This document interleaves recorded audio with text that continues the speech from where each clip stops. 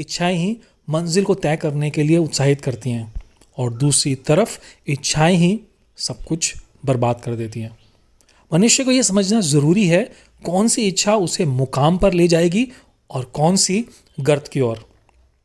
इससे पहले कि हम इच्छा के बारे में और समझें, हमें आवश्यकता और इच्छा के बीच में क्या डिफरेंस है वो समझना बहुत ज़रूरी है। आवश्यकता है बेसिक रिक्वायरमेंट जिसके बिना काम नहीं चलेगा। आजकल के मॉडर्न एनवायरनमेंट के हिसाब से ये रोटी कपड़ा और मकान से तो काफ़ी ऊपर है। मैं तो कहूँगा your needs as per your lifestyle. आपकी ज़रूरतें आपके लाइफस्टाइल के हिसाब से होनी चाहिए।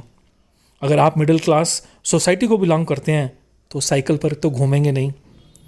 आपके पास एक मिड सेगमेंट अच्छी सी कार आपके लाइफस्टाइल को मैच करते ज़रूर होनी चाहिए। ये आपके लाइफस्टाइल के हिसाब से अब एक नेसेसिटी बन गई है।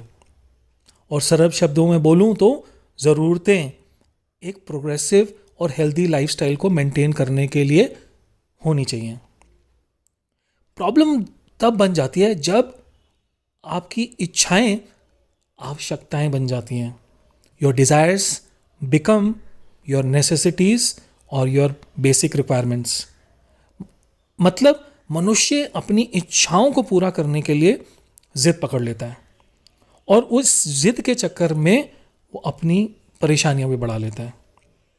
जब मनुष्य जिद पकड़ लेता है अपनी इच्छाओं को पूरा करने के लिए तो जनरली दो सिचुएशन क्रिएट होती हैं।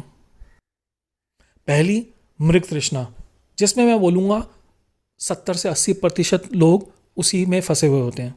इसका मतलब है आदमी अपनी इच्छाओं के पीछे भागे जा रहा है बिना किसी मतलब के, बिना किसी पहचान के, बिना किसी समझ के।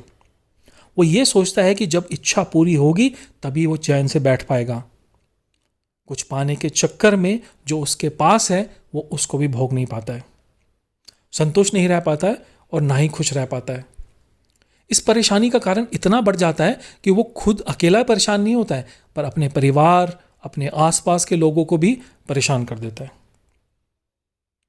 दूसरी सिचुएशन है वो और ख़राब होती है। इस सिचुएशन में इंसान जो है रास्ता भटक जाता है और वो कुछ भी करने के लिए तैयार हो जाता है अपनी इच्छाओं को पूरा करने के लिए, और यही उसके गर्त या पतन का कारण बन जाता है। ये दोनों ही सिचुएशंस गलत हैं। एक डिससैटिस्फैक्शन लाती है और दूसरी जो भी है उसको बर्बाद कर देती है। मैं ये नहीं कहूँगा इच्छा या डिज़ायर्स नहीं होनी चाहिए, बिल्कुल होनी चाहिए।